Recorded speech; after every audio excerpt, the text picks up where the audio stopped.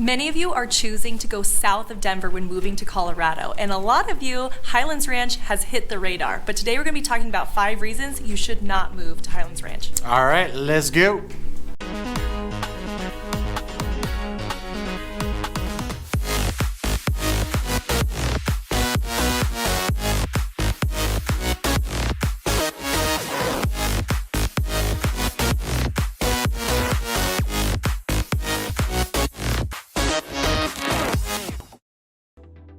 All right, if this is your first time watching us, guys, we are your Colorado real estate family, Pete and Chelsea Sweeney. Jumping into 5 different reasons why you should not be moving to Highlands Ranch, and the first one is going to be congestion. Yeah, congestion. So here's one thing that I personally do not like about Highlands Ranch, and you might not like it as well, is the congestion that they have down there. And guys, I mean, a lot of this is driven by your DTC, your Denver Tech Center. Yes. You got Park Meadows Mall down there. You got an IKEA down there. The only IKEA in the state of Colorado is right down there. I mean, it's not technically in Highlands Ranch, but since it is down there, it kind of makes that for that congestion to be a thing. Also, you have like they have a new Charles Schwab building down there. They have a Cabela's down there. All these different things that people like, all this different shopping in and around that area, and it just makes Highlands Ranch that much more congested when you're driving in and around it. Yeah, the other thing too is it actually is highly populated. It has a population of 107,000, which for such a small city, it is actually pretty dense. And Highlands Ranch does touch a lot of other cities, which you can't sometimes tell when you're leaving Highlands Ranch and entering into the surrounding cities.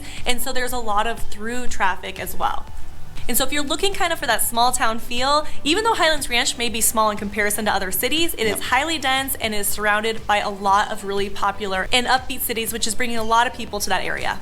All right, the second reason why you might not want to live or move into Highlands Ranch is the cost of living, and it is actually more expensive to live in Highlands Ranch as opposed to the average of Colorado. What does that look like? So we always do a cost of living index where 100 is your national average. If you're looking at Colorado, it's a 120.5, where Highlands Ranch is a 143.1.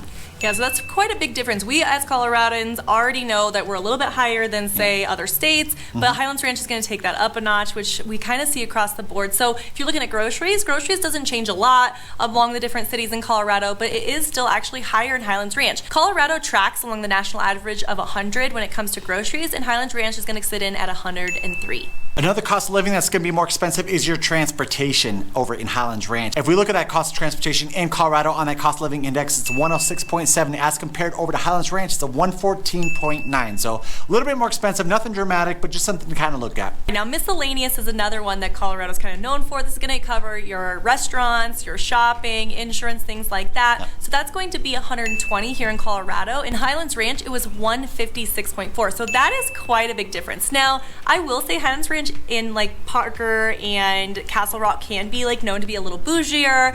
They're going to pay a little bit more for some of the things like your shopping and your restaurants. We also see a lot of, shopping centers. The 2 things that we didn't cover if you're used to our cost of living is health and utilities. Health and utilities actually are not different compared to Colorado, so we didn't include it. So those 2 things, because you're so close to Denver, you're going to have a lot of good access to healthcare. You're going to have a lot of competitive healthcare costs and all of that. And so those are the 2 things that are actually pretty on par with Colorado as a whole, which is very affordable, if not under national average. Now, we've gotten mixed comments from you guys in regards to how we do this cost of living index. Listen, I know it's not going to sit here and throw you how much your bills are going to be per month, per thing. It doesn't matter. What we're trying to do is we're trying to compare Highlands Ranch as compared to Colorado to give you an idea. If you do want to live in that area, expect it to be a little bit more expensive. And if real estate's really the thing that you're looking at, what is it going to cost in order to purchase a house over in Highlands Ranch? We're going to break into that. First things first, guys. Do us a huge favor. If you are loving this content, maybe hit that subscribe button, give us a thumbs up, that little notification bell. That way you're notified every single time that we put out brand new content. Also, if you are looking at purchasing real estate here in the beautiful state of Colorado, we are your top relocation experts. We're going to throw that phone number right below right there. Give us a call or text. Doesn't matter date or time. The third reason that you might not want to choose Highlands Ranch when moving to Colorado is real estate. So Peter just talked about us using the cost of living index. We are going to kind of give you some comparison here when looking at that cost of living index in comparison to real numbers. We love to break into the real estate for you. So if you're looking at the cost of real estate index or on the index for Colorado, Colorado is 167.5, which we know our real estate is out of control.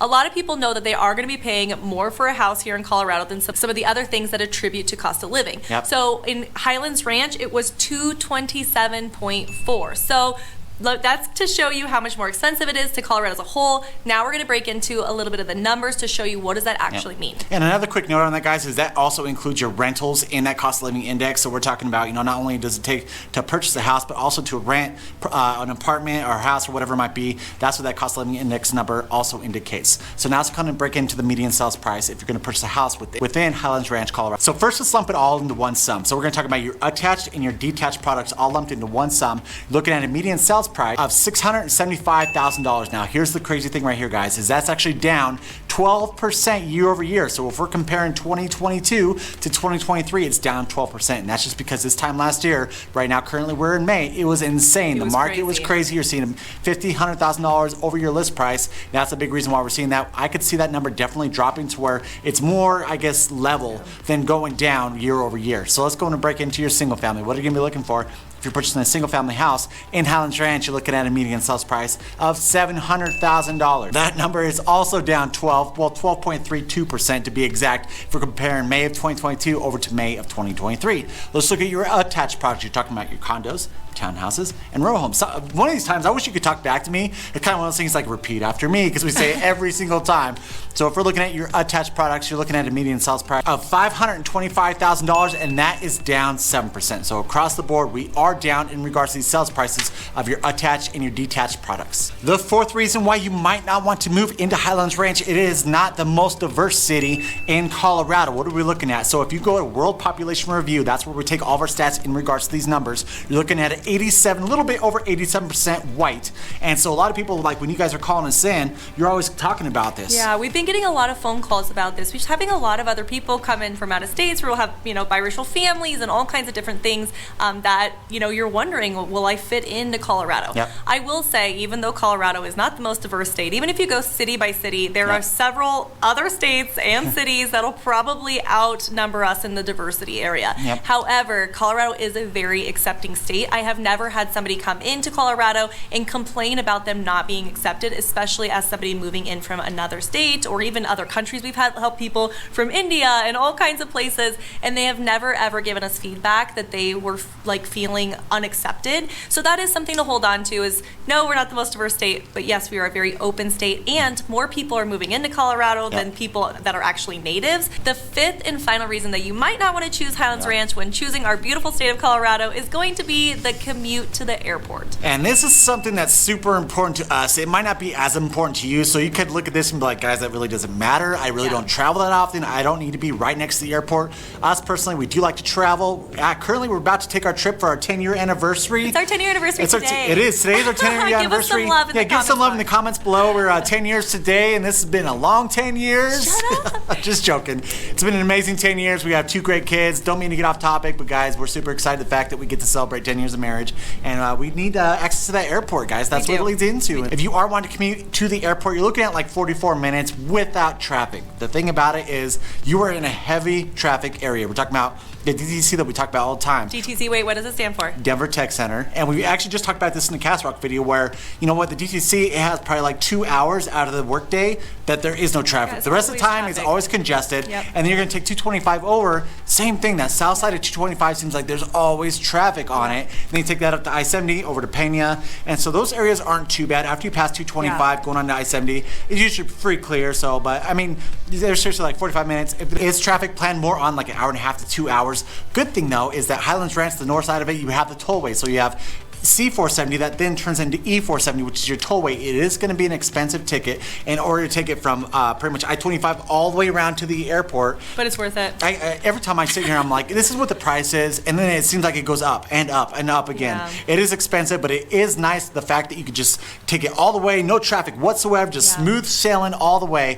And so if you are having to commute to the airport, say for business, or even if you do like to take a lot of vacations or anything like that, that is going to be something that might affect your decision whether or not to live within Highlands Ranch. All right, so we've given you 5 reasons of why not to move to Highlands Ranch. Believe me, there is just as many reasons to move to Highlands Ranch, but we're not doing our job if we don't give you all of the details of what people do not like about that area. If there's any questions that you have about any of these South cities, please let us know down below. We do these videos for you. And of course, guys, if you are looking at purchasing real estate here in the state of Colorado, we are your top relocation experts. Give us a call or text the phone number right below. Right below right there. The answer doesn't matter day or time. And until next time, we love you. Bye. Bye. watching. We are your Colorado real estate family, Pete and Chelsea Sweeney. That's you. Then the state of Colorado, or no, it's Denver, right? No, it's Colorado. Oh, Colorado. The cost of transportation overall. We are your top relocation experts. Jeez. Put my arm up. All right. The fifth and final reason that you might not want to choose Highlands. The fifth and final reason, if you, I'm like literally brain malfunctions. Like I was like squirrel. Okay.